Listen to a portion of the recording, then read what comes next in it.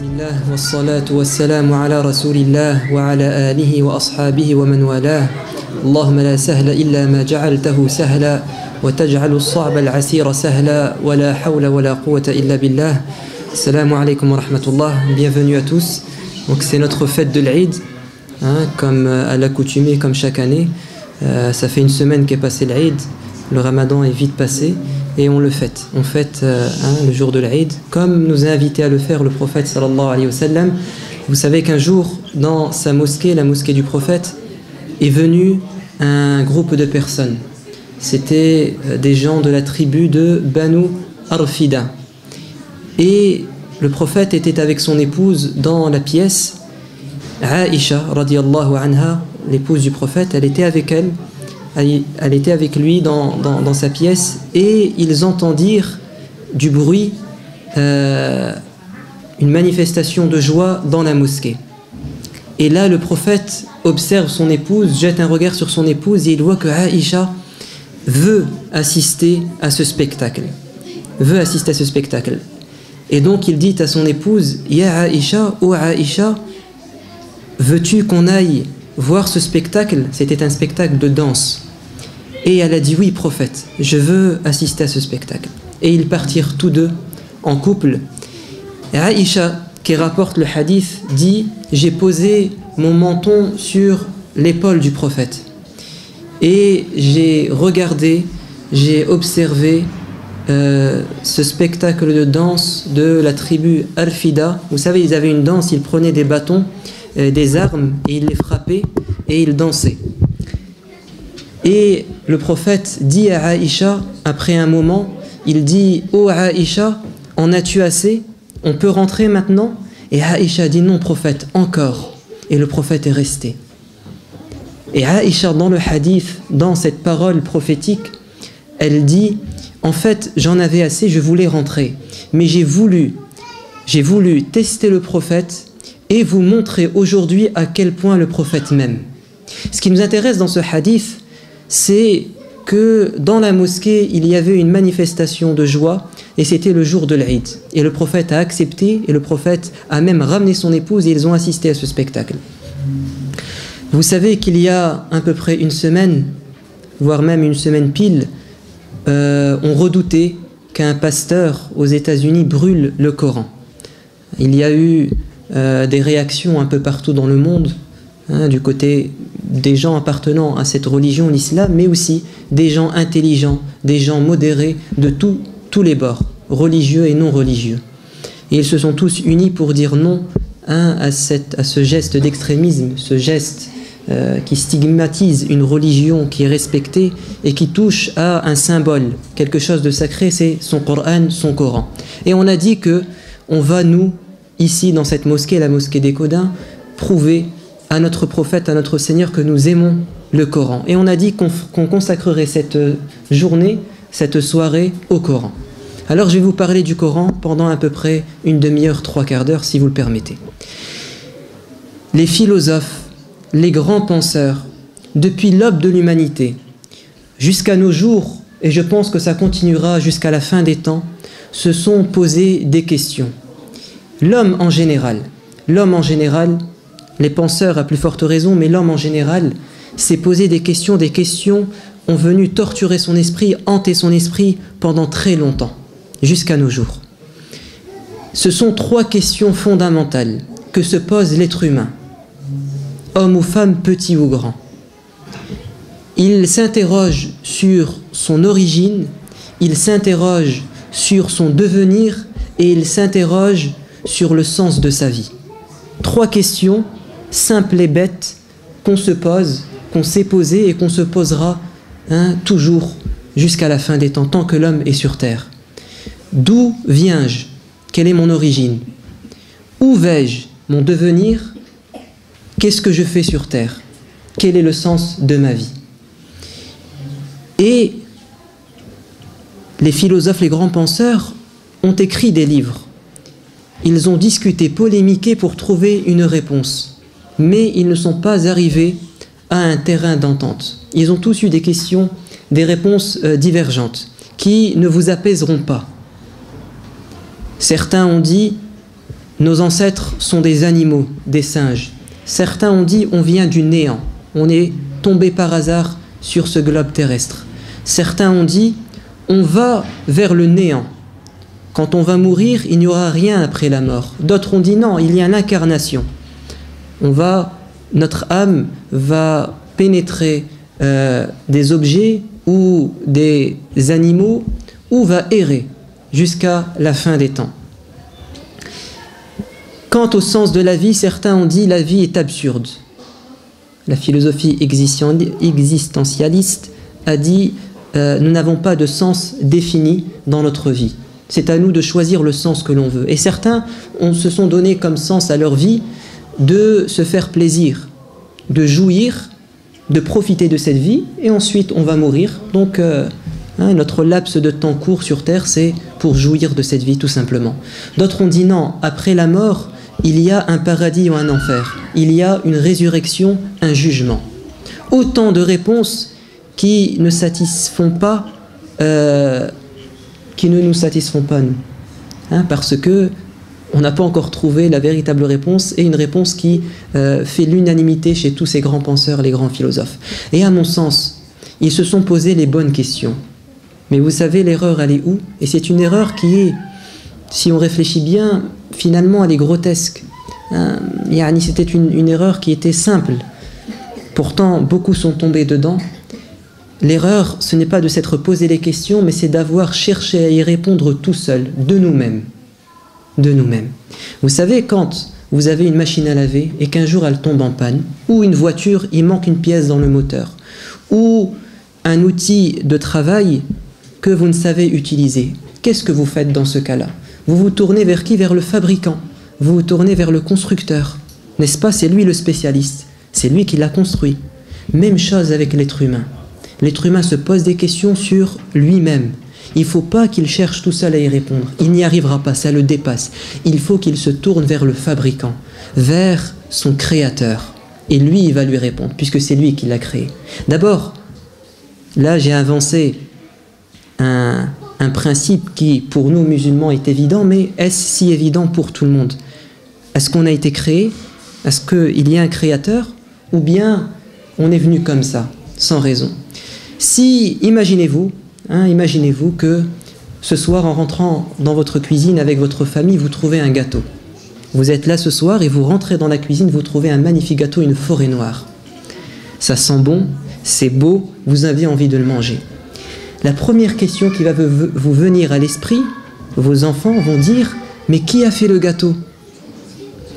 Ça veut dire que personne n'a sauté sur le gâteau en se disant « Il est là par hasard, il est pour nous ». Tout le monde va se dire « Qui a fait le gâteau? Comment est-il arrivé dans notre cuisine comme ça un beau soir ?»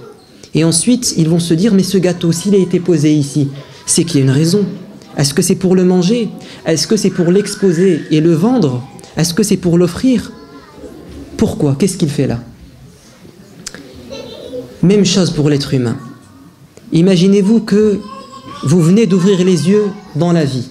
Vous venez d'ouvrir les yeux et vous voyez que vous avez un corps, que vous avez des membres, qu'il y a un soleil, qu'il y a une terre, qu'il y a des végétaux, qu'il y a des animaux.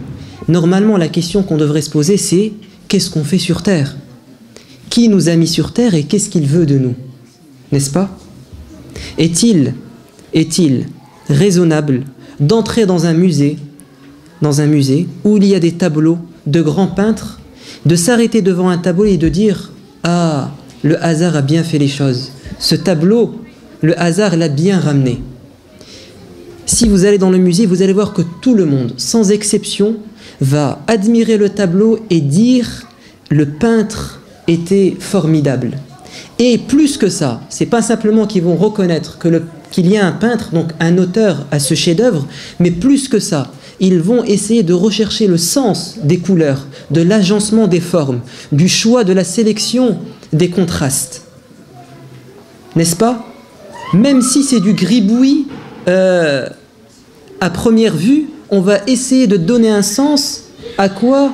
À ces couleurs, à ces formes, à ces contrastes, parce que c'est quelqu'un d'intelligent qui l'a fait. Que pensez-vous de cette fresque naturelle, de l'univers, un univers qui est bien agencé, un univers qui est harmonieux, où tout marche, où tout fonctionne comme il se doit. Vous imaginez que si la Terre était reculée du Soleil de quelques mètres, elle a un point fixe, elle tourne, un point fixe, si elle se reculait du Soleil de quelques kilomètres, eh bien on gèlerait sur Terre. Et si elle se rapprochait de quelques mètres ou quelques kilomètres du Soleil, on brûlerait. Qui a mis la Terre et lui a donné cette rotation fixe? Qui? N'est-ce pas quelqu'un d'intelligent? N'est-ce pas quelqu'un de grandiose qui nous dépasse? C'est tout simplement notre Créateur, notre Seigneur. Appelez-le comme vous le voulez, nous on l'appelle Allah. Maintenant la question à se poser c'est, ok, il y a un Créateur. Et je me suis posé la question, je veux que mon Créateur me réponde, comment vais-je faire? Vous savez, Dieu, quand il nous a créés et qu'il nous a mis sur terre, il ne nous a pas abandonnés. Dieu ne nous a pas abandonnés. Vous savez ce qu'il a fait depuis toujours.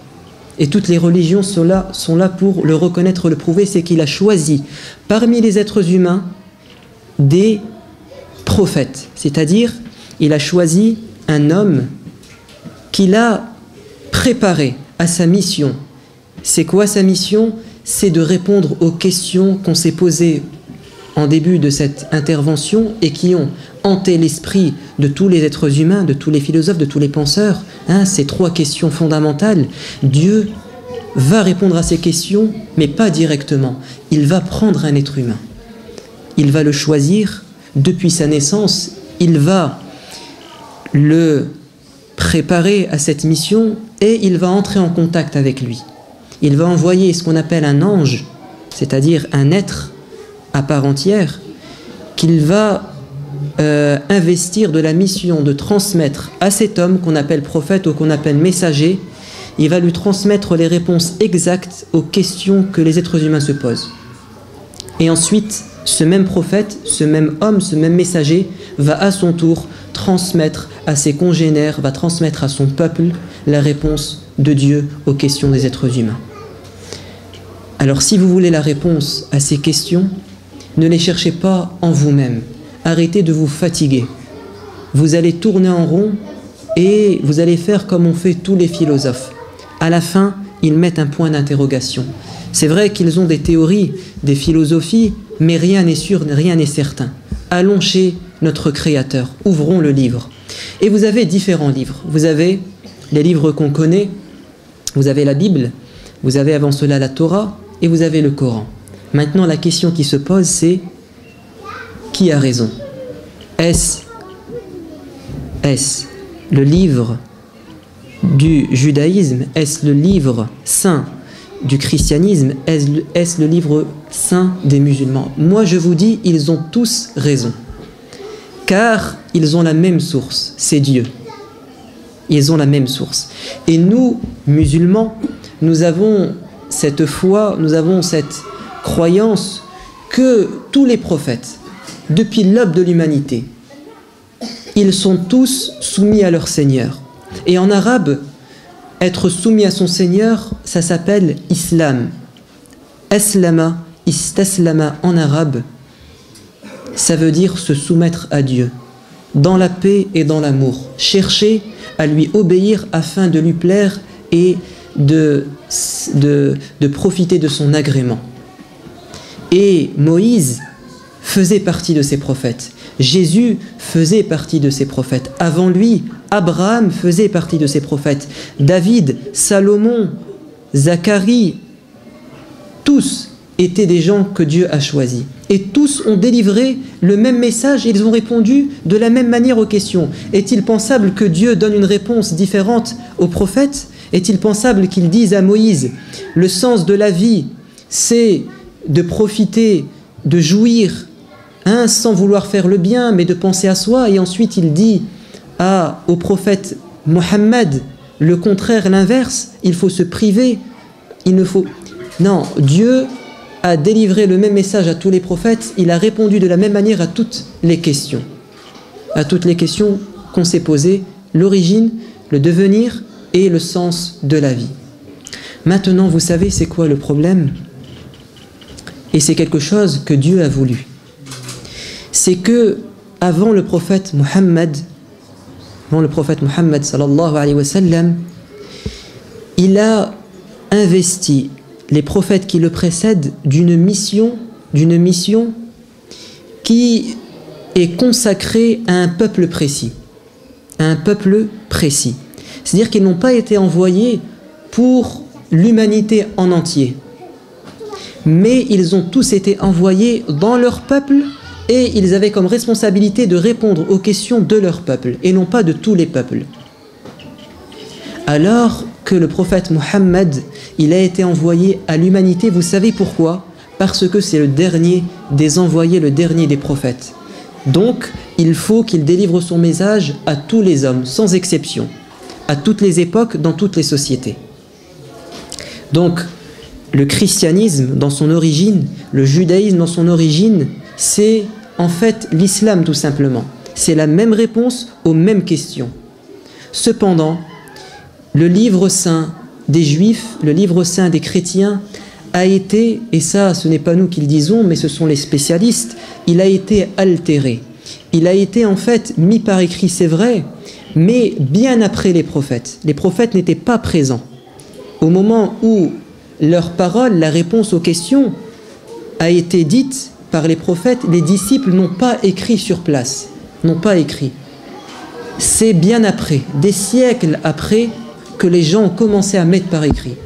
Et c'est un peu logique parce qu'à l'époque, l'écriture n'était pas répandue.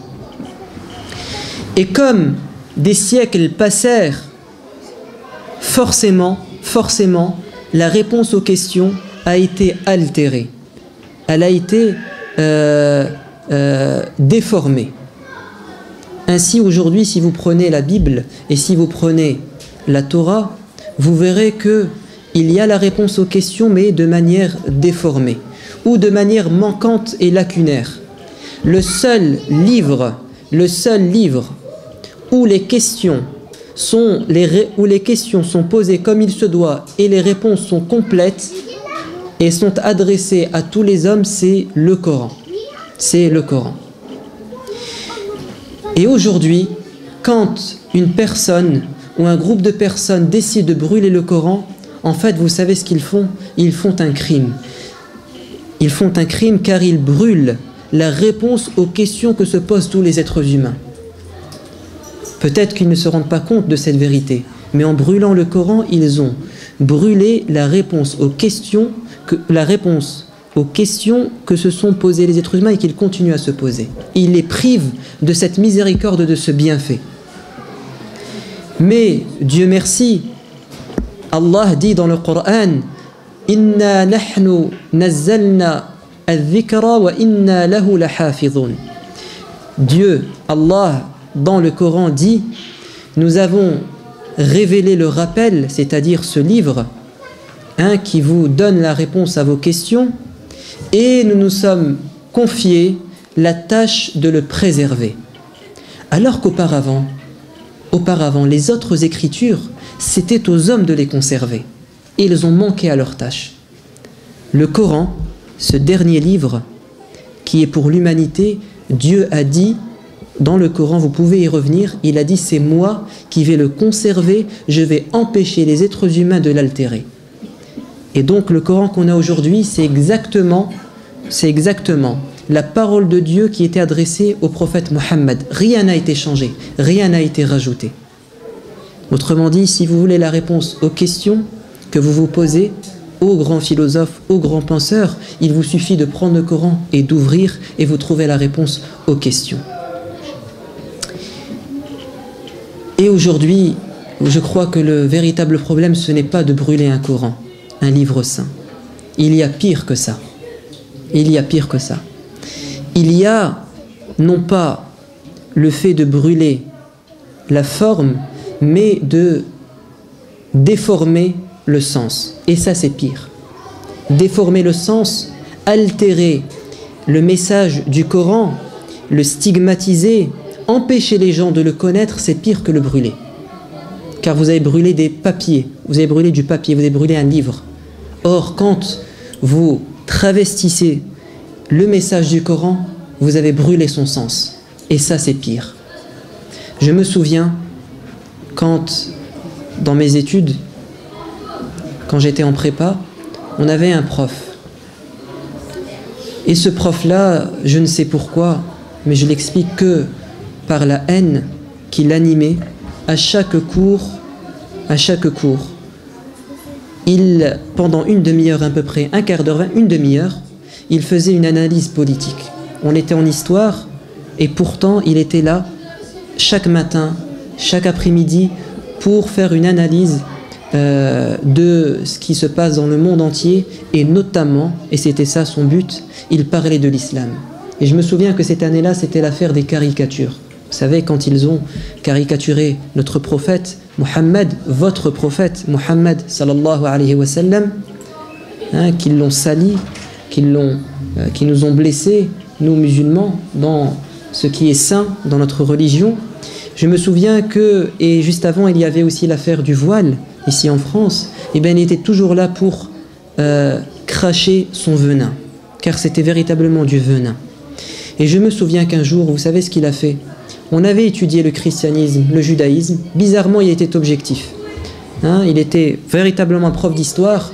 Il faisait preuve de déontologie. Mais quand il passait à l'islam, il avait une autre face. Il était plus objectif. Il était plus un prof d'histoire qui n'est non arbitraire, mais au contraire, il était là pour délivrer un message. Un jour, vous savez ce qu'il a fait? Il a photocopié pour chaque élève, on était à peu près une trentaine, il a photocopié la sourate Les femmes. Vous avez des sourates dans le Coran, 114, et vous avez une sourate qui s'appelle Les femmes, elle est dans les premières. Elle est très longue, elle doit faire, je ne sais pas, peut-être même 20, 25 pages, 30 pages à peu près. Donc ça a dû lui coûter cher, mais c'est pas grave, il est prêt à mettre de l'argent pour son objectif. Et il a photocopié donc la sourate An-Nisa, les femmes, il a distribué à chaque élève. Et il a eu le culot, le toupet, l'arrogance de faire un exégèse des versets, et pas n'importe quel verset. Si seulement il avait pris le début de la sourate et qu'il avait fait une étude linéaire, peut-être ça aurait été. Mais il est parti chercher les versets équivoques, les versets en fait qui pourraient être mal compris par des gens qui ne connaissent pas le Coran ni la religion islamique. Et il est parti chercher les versets qui parlent des femmes, qui parlent de l'héritage, qui parlent de l'esclavage. Et ensuite, il a dit, regardez ce que dit le Coran, en altérant le sens et en le décontextualisant, en le sortant de son contexte tout simplement. Et à la fin du cours, une élève a levé la main et a dit, monsieur, vous savez, quand on vous entend, eh ben, on a tendance à détester l'islam. Mais monsieur, bizarrement, autour de nous, on voit de plus en plus que les gens entrent dans l'islam. On a des amis, et c'était une personne qui n'est pas musulmane qui parle, une personne normale, qui n'est pas musulmane, qui n'avait, je pense pas, d'amis musulmans, mais elle dit, autour de nous, on voit que les gens s'intéressent à l'islam, sont sympathisants, et voire même quelques personnes se convertissent à l'islam. Vous savez ce qu'il a dit, le prof? Il a dit, c'est parce qu'ils n'ont pas assisté à mon cours. S'ils avaient assisté à mon cours, ils auraient compris ce qu'est l'islam. C'est moi qui sais ce que c'est l'islam, je leur aurais expliqué l'islam, ils l'auraient détesté. Et je me souviens également en terminale, j'avais une prof de philo magnifique. Et un jour, elle a fait un amalgame. En cours, elle a comparé l'histoire de l'islam à l'histoire de cette religion que je mets entre guillemets, parce que c'est pas une religion au sens où on le comprendrait. L'islam, c'est plus que ça, c'est un mode de vie, un mode de pensée. C'est quelque chose qui est dans notre vie quotidienne, c'est pas quelque chose qui est juste dans les lieux saints, dans la mosquée. C'est un mode de pensée, un mode de vie, un mode de fonctionnement. Et elle a dit, voilà. Et donc, à la fin du cours, je suis parti la voir, je lui ai dit, madame, vous savez, l'histoire de l'islam, c'est pas comme l'histoire du christianisme en Europe. Vous savez, c'est même l'inverse. Vous dites que le christianisme est à l'origine de la décadence en Europe, de l'obscurantisme en Europe, ce qui n'est pas faux, Mais vous savez, nous, musulmans, quand on étudie notre histoire, on voit que quand l'islam est arrivé, c'est là que l'Orient a connu sa prospérité, son essor. Ouais, c'est là que les scientifiques ont commencé à se développer. C'est là que la tolérance est développée chez les musulmans en Orient. Mais c'est même l'inverse. La religion a fait prospérer l'Orient et le christianisme, comme vous le dites vous-même, a mis l'Occident dans l'obscurantisme. Et vous savez, quand je lui ai dit ça, elle a été étonnée. Elle m'a dit, si c'est vrai ce que tu dis, parce que je ne le savais pas, alors je vais te donner l'occasion de l'expliquer aux élèves, car je me suis trompée. Et elle m'a laissé, écoutez bien, elle m'a laissé 2 cours de suite, 2 fois 2 heures, où j'étais debout dans la classe, à sa place, et qu'elle était assise, et j'expliquais ce qu'est l'islam, l'histoire de l'islam en Orient, l'impact de l'islam sur la conscience des scientifiques, sur leurs croyances. J'ai essayé d'expliquer comme je pouvais. Voire même, à un moment donné, on avait mis les tables en U. Les tables sont installées normalement, et là, tellement c'était chaleureux et c'était bien, et il y avait une ambiance assez joviale, on les a mis en U, et j'ai commencé à expliquer notamment ce qu'est le Coran. Et j'avais insisté sur, vous savez, l'aspect scientifique du Coran. Et elle était très étonnée, émerveillée, et elle écrivait tout ce que je disais. Et j'avais pris, vous savez, le livre « Ceci est la vérité ». Et elle a été étonnée, et subhanallah, peut-être que j'ai participé à ça, je l'espère, parce que je veux une récompense. 2 personnes dans la classe, je le saurai 2-3 ans plus tard, vont entrer dans l'islam. Peut-être que j'y ai participé, je l'espère, mais surtout, c'est une personne, je pense, qui en est à l'origine, qui peut-être est là ce soir, c'était leurs amis, et je pense qu'il a joué un grand rôle. Bref, en Égypte, cette année, et j'ai un ami qui pourra vous le prouver, il est là ce soir, on a eu la visite de quelqu'un qui s'appelle Adrien. Adrien, c'est quelqu'un qui vivait dans, si je me souviens bien, dans le nord de la France, et il a une histoire extraordinaire. C'est quelqu'un qui est entré dans l'islam, qui s'est converti, qui est venu en Égypte pour étudier la langue arabe. Je vais vous raconter son histoire en 2-3 mots. C'était quelqu'un qui vivait dans une campagne.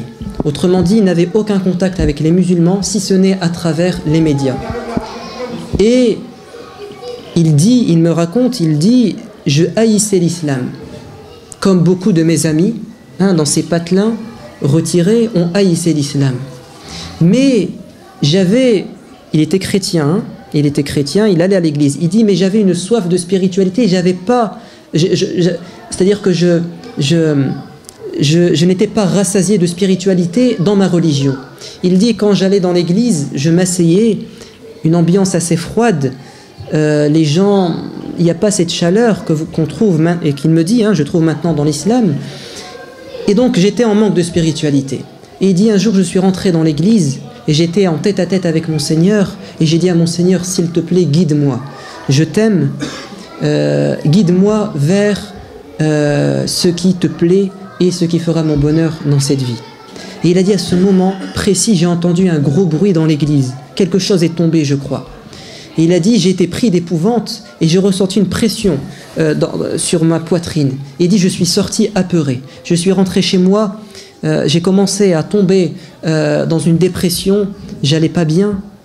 Et petit à petit, j'ai commencé à voir ailleurs, c'est-à-dire l'islam et le judaïsme. Et un jour, j'en ai parlé à ma mère, et ma mère m'a dit, prends le Coran et regarde ce qu'il y a dans le Coran. Et il a pris un Coran, et il a pris ce Coran, et il l'a mis sur sa table de chevet. Et il a ouvert la première page, pas la première page, la deuxième page, le début de la sourate Al-Baqarah, la vache. Il a commencé à lire en français, et il est arrivé à des versets qui parlent de l'enfer. Il a dit, c'est quoi cette religion qui parle de l'enfer ? Religion qui fait peur. Il a fermé le Coran, il l'a mis sur sa table de chevet, il a dit, je ne vais plus jamais relire ce Coran, ce livre, ce livre qui n'étanche pas ma soif de spiritualité et qui me fait peur. Et il a dit, mais bien des jours plus tard, dans une nuit très sombre, alors que le Coran était posé sur ma table de chevet, il a dit, et je le dis bien, c'est pas moi qui parle, mais c'est lui qui dit, il dit, j'ai vu une lumière derrière le Coran, en pleine nuit. une lumière. Je ne sais d'où elle sortait, mais elle était derrière ce livre. Il a dit, j'ai été pris d'une envie irrésistible d'ouvrir le Coran à nouveau et de le lire. Et il dit, au moment où je l'ai ouvert, j'ai commencé à lire, je suis entré dans d'autres versets. J'ai dépassé les versets qui parlent de l'enfer, car il n'y a pas que ça dans le Coran, bien entendu. Au contraire, il est entré dans le verset qui parle du paradis et qui répond surtout aux questions dont on avait parlé. D'où je viens? Quelle est mon origine? Quel est mon devenir? Et quel est le sens de ma vie? Et ensuite, après une recherche de plusieurs mois, après être entré en contact par Internet avec des musulmans et après avoir pris connaissance de l'islam, il a décidé un jour de prononcer la profession de foi, c'est-à-dire la shahada. Il a été convaincu par cette religion, il y a trouvé son compte, et il a dit au moment où j'ai dit « Je n'atteste qu'il n'y a de Dieu que Dieu, et que Muhammad est son dernier messager », il a dit « J'ai ressenti quelque chose que je n'ai jamais connu dans ma vie. Comme si j'ai été lavé, comme si il y avait un poids sur moi et je me suis allégé. » Et il a dit, je n'ai cessé de répéter cette profession de foi, la shahada qui me fait entrer dans l'islam, tellement, j'éprouvais du plaisir spirituel jusqu'à m'endormir. Et ensuite il est venu en Égypte, on l'a rencontré, on a parlé avec lui, et que Dieu le raffermisse dans son cheminement spirituel.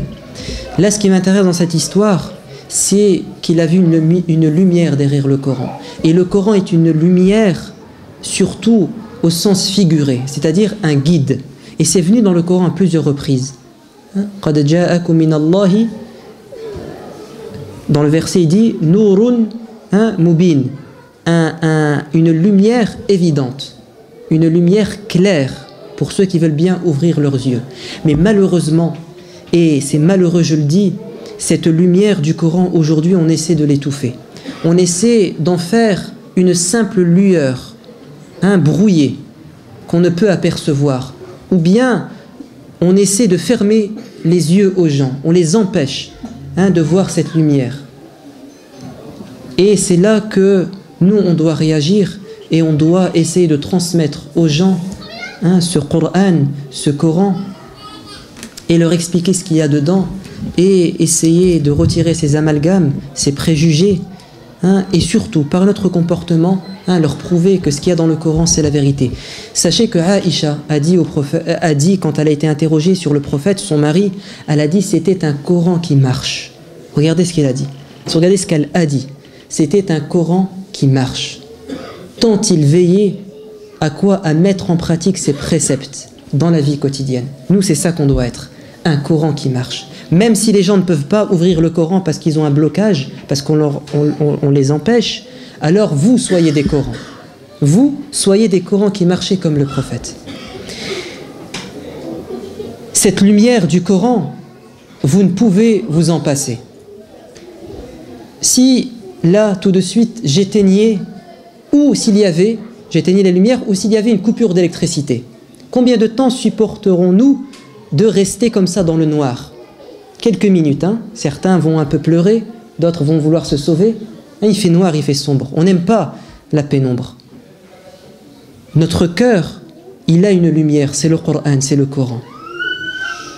De même que vous ne pouvez vivre dans le noir, sensible, de même votre cœur ne peut pas vivre sans la lumière du Coran.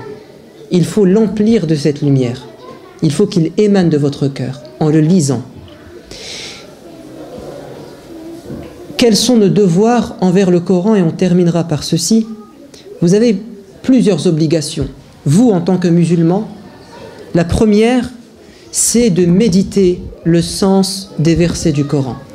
Le Coran, c'est la parole de Dieu. Certains savants disaient, certains hommes pieux disaient, vertueux disaient, si tu veux parler à ton Seigneur, à ton Créateur, alors entre dans la prière. Et si tu veux écouter ton Seigneur, alors ouvre le Coran et tu vas l'entendre. C'est lui qui te parle.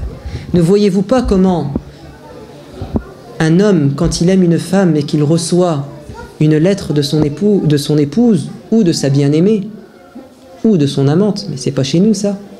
Ne voyez-vous pas comment il est pressé, il veut ouvrir et lire ce que lui a dit sa bien-aimée?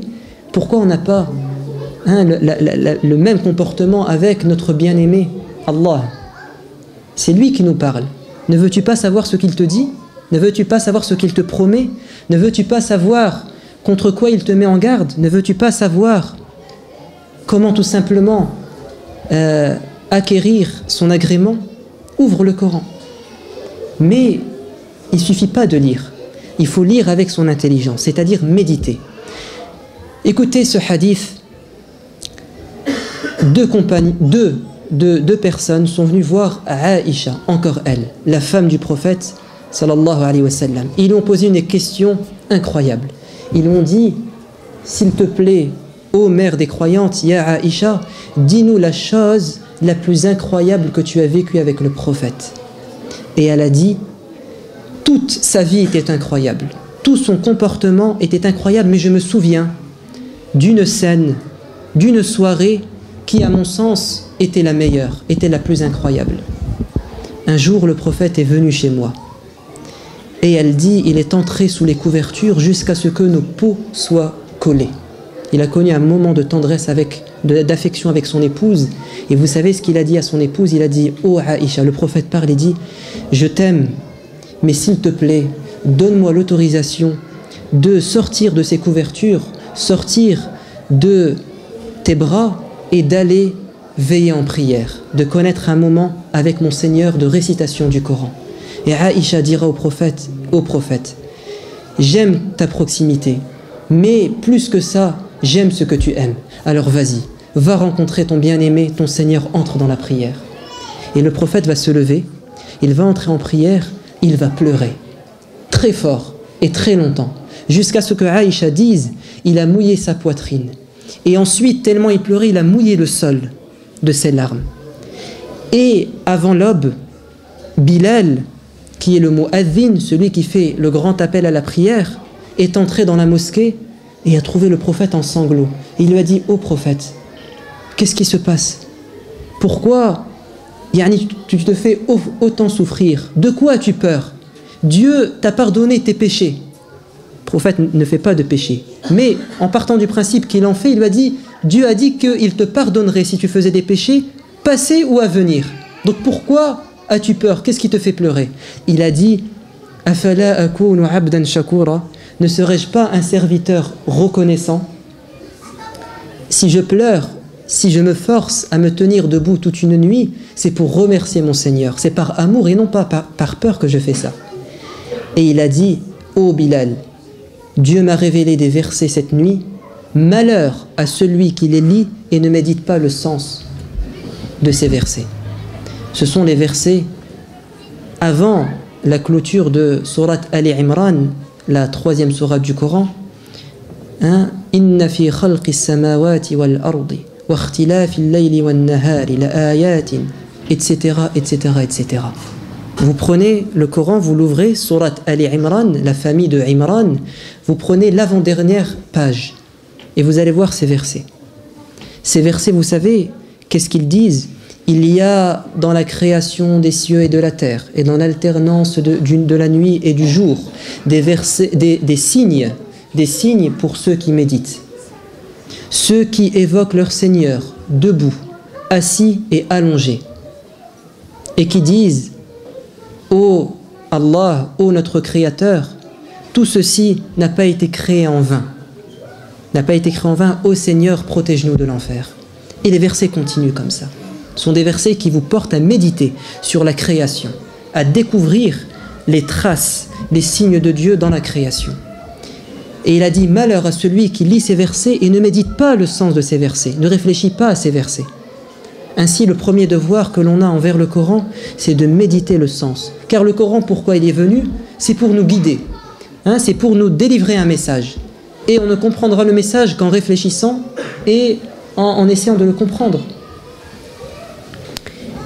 Omar ibn al-Khattab, ce fameux compagnon, ce deuxième calife de l'islam, a dit: nous avions une méthode. On avait affaire au verset du Coran, notre approche du Coran était particulière.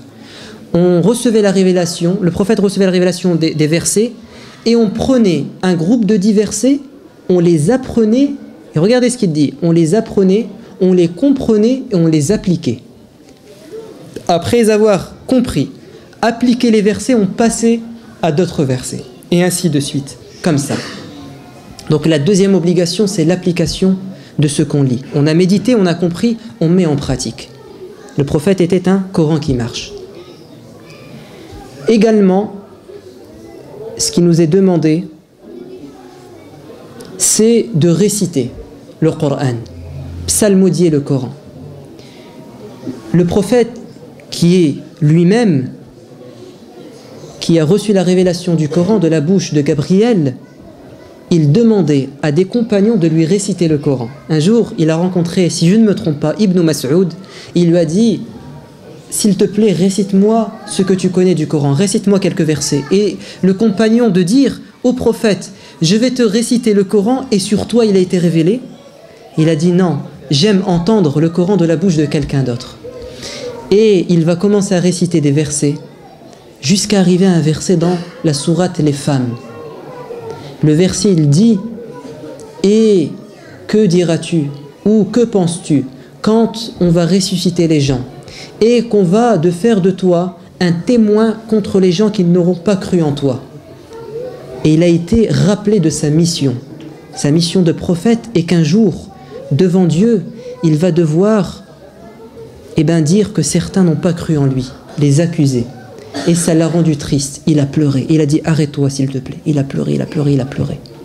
Et un verset dans Surat Al-Anfal qui dit innamal mu'minuna alladhina idha dhukira Allahu wajilat qulubuhum. Les véritables croyants sont ceux qui, lorsqu'ils entendent les versets de Dieu qui sont récités, leur cœur s'attendrit. Il n'a pas dit quand ils lisent, il a dit quand ils écoutent, ils entendent.